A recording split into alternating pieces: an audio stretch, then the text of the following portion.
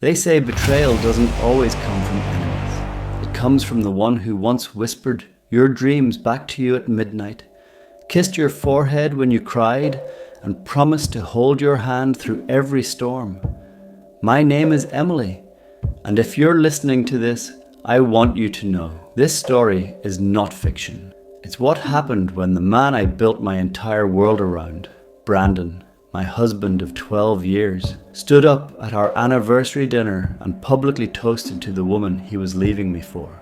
But here's the twist. I already knew, and I didn't come to that dinner to cry. I came to destroy him with a smile. But before I became this version of myself, calm, composed, calculating, I was the kind of woman who still believed in forever. I made breakfast with love, ironed his shirts, tucked notes into his briefcase.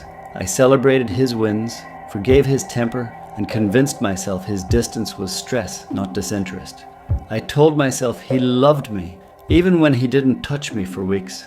I defended him when others raised doubts. I believed the stories about long meetings, late-night deadlines, and office crises. But deep inside, a quiet ache had begun to grow. Something wasn't right.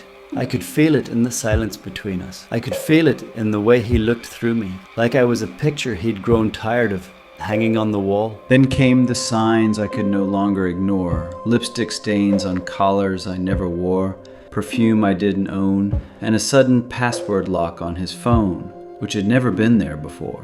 One night, while he slept beside me, his back turned, like always, I unlocked it using Face ID. My hands didn't shake because I was afraid of finding something. They shook because I already knew I would.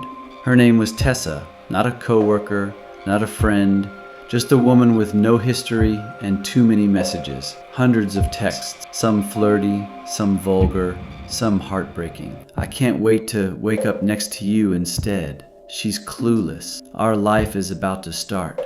That night I didn't scream, I didn't cry, I didn't even wake him. I stared at the screen for over an hour, reading every line of my husband's second life, his secret love story, written over the bones of our marriage. I realized I'd been sleeping beside a ghost for months, maybe years, and in that moment something inside me snapped, but not in a loud way, quietly, coldly. I decided I would not break, I would not beg, I would become ice beneath calm water. I began collecting evidence, screenshots, bank records, hotel invoices. I met with lawyers during lunch breaks. I moved our savings into a separate account. I smiled at him during dinner and made love to him at night. But it wasn't love anymore. It was camouflage. For 6 months, I pretended to be the woman he thought he was fooling. I learned to hide my pain behind perfect eyeliner and patient smiles. Every time he texted her from the bathroom, I was downloading a copy. Every time he said he had a conference call, I recorded the silence. I didn't react. I prepared. And then came our 12th wedding anniversary. He wanted it big. Rooftop restaurant, rose petals, violinist, 30 guests, including our parents, best friends, even his boss. I wore a deep red gown, the one he once called deadly beautiful. Irony, I suppose. Tessa was there too, sitting quietly at the far end in a dress I recognized. I had worn it 2 years ago on our anniversary. Now it was on her. Midway through dinner, Brandon stood, tapped his glass, and began what he thought was the boldest speech of his life. 12 years, he said. 12 years with a woman who has been incredible. But tonight I need to be honest. I found someone else, someone who makes me feel alive again. He reached for Tessa's hand. She stood. She smiled. The room gasped. My mother covered her mouth. My father's knuckles turned white. Friends froze. It was a scene from a twisted play. And I stood up too. Calmly, slowly, I raised my glass. Thank you, Brandon, I said, my voice sharp but sweet. Truly, thank you for making this easier than I imagined. I pulled out the envelope from my clutch. These are divorce papers. Inside, you'll find evidence, photos, texts, account activity, even your little hotel rendezvous with your mistress here. I have documented everything, legally and thoroughly. He blinked. Tessa stepped back. Also, I turned to Tessa. Check your inbox. Your company's HR policy explicitly prohibits personal relationships with clients. You've been reported. With proof.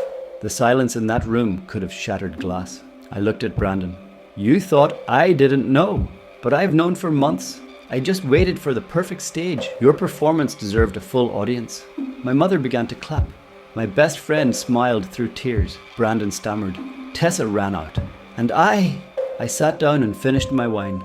That night, I slept deeper than I had in years. No dreams, no pain, just peace. 2 months later, I was in Italy, walking through ancient streets, writing my blog for women who've been broken and rebuilt. Thousands follow me now. They say I give them strength, but the truth is, I only remind them of what they already carry inside. Brandon, he tried to fight in court, but he had no chance.